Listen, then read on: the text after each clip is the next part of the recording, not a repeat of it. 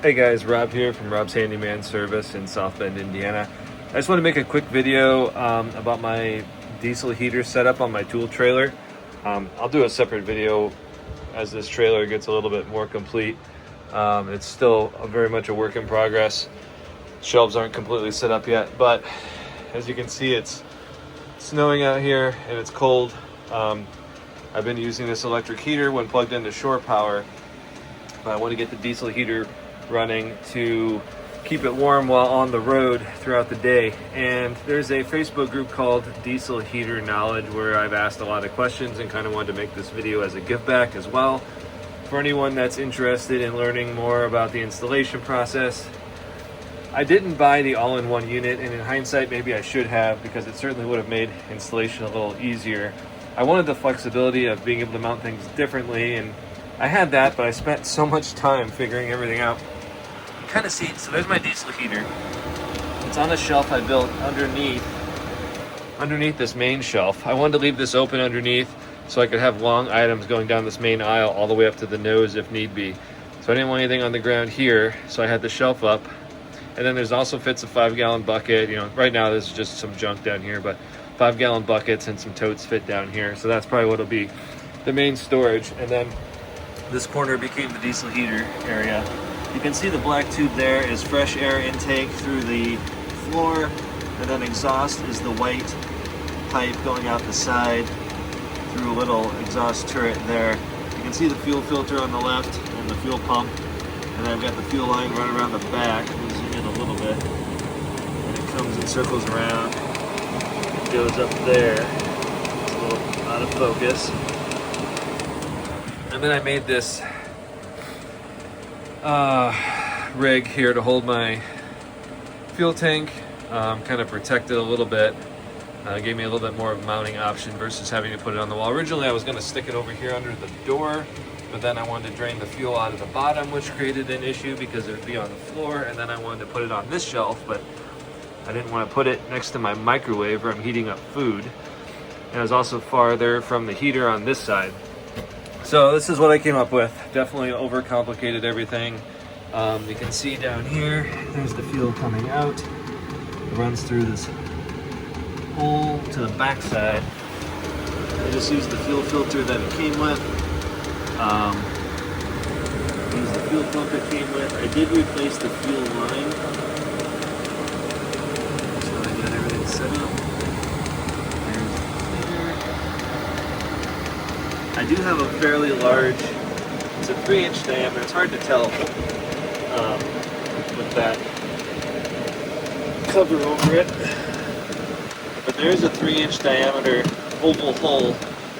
So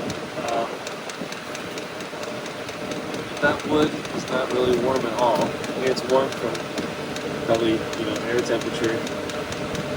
But I'm not too worried about it catching on fire. This sock does a really good job of insulating the pipe. I can touch that, and it's definitely warm. And I wouldn't want to hold on to it too long, but it's not starting anything on fire.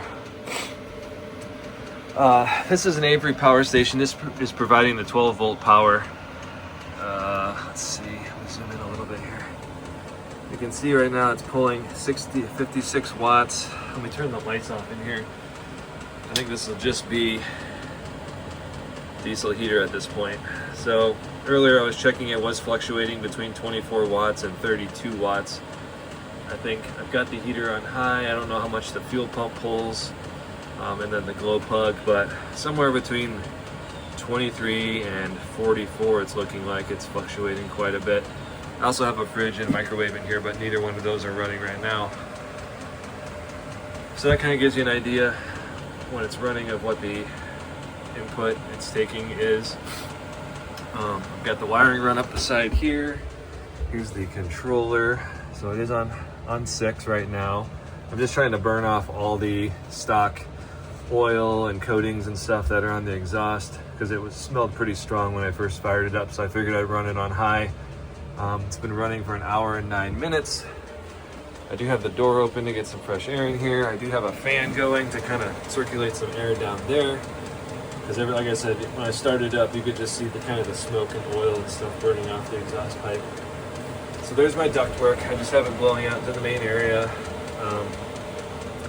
Yeah, ask me any questions if you have them about how I set it up. I did use a different fuel line because lots of people had suggested using something else. I don't know where the package is. I bought a 3/16 line, and it's Tygon, I believe, Tygon. It's from Saint Germain or Saint Gomain or something like that. Somebody had recommended it. It was well reviewed on Amazon. I did get 3/16. It fit everything perfectly. That's 3/16 inside diameter. It fit the fuel outlet nipple, the filters, the pump, everything perfect, except the inlet for the fuel or the inlet on the heater itself. It was fairly loose on there. I mean, it fit snug. I mean, it slid right over, but it also came off fairly easily. And I had to really tighten down the fuel line clamp on there. You're not gonna be able to really see anything, I don't think. Maybe a little bit. Let's see if I can focus. But I did have a slight drip. It was running down the fuel line back here, and I just had a drip onto the floor. So I went in and I snugged it down a little bit more after I got everything installed, and that seemed to take care of it. I have a CO2 monitor down there just to see if it's picking up anything. I mean, I know the fan's blowing on it, which isn't helping, but I was just curious if I had any leaks.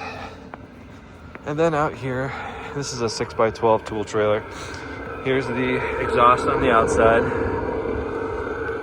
And then if we go up underneath here, there is my fresh air intake. So I just have it coming through the floor. There's a little notch out there, and have it mounted underneath. And I was driving around with this trailer all last week. That's been installed. I just got the heater running today, but that's been installed for 2 weeks now, I think. And I don't have any muck or any snow or anything piling up on that intake, so it should be fine.